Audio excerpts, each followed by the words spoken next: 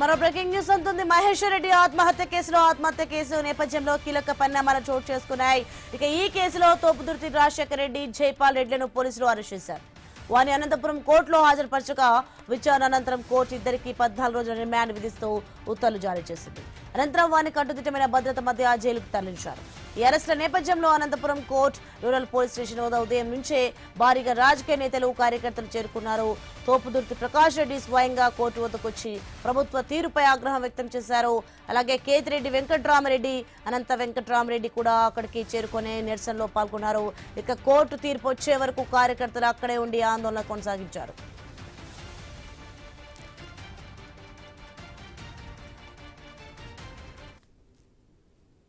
Last year Maheshwar Reddy అనే అతను రైలు కింద పడి చనిపోవడం జరిగింది.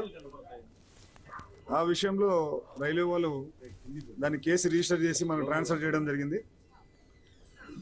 ఆ విషయంలో కొంతమంది అతన్ని కొన్ని తిట్టడం కానీ, కొన్ని అవమానకరం కొన్ని చేయడం వల్ల, ఆడియోలు వీడియోలు మాకు ఎవిడెన్స్ దొరకడం వల్ల సెక్షన్ ఆల్టర్ చేసి వాళ్ళ ఫాదర్ కంప్లైంట్, మల్రెడ్డి గారి కంప్లైంట్ మీద సెక్షన్ ఆల్టర్ చేసి కేసు రిజిస్టర్ చేయడం జరిగింది. ఈ విషయంలోనే ఈరోజు తోపుదుర్తి రాజశేఖర రెడ్డి గారిని, జైపాల్ రెడ్డిని ఇద్దరిని ఈరోజు అరెస్ట్ చేసి రిమాండ్ పంపడం జరుగుతుంది.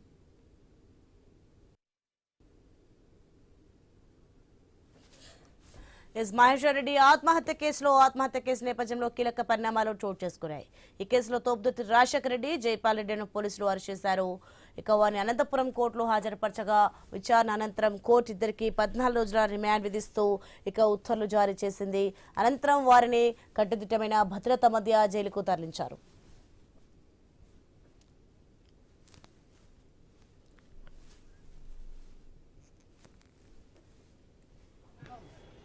जोड़ दो लोगों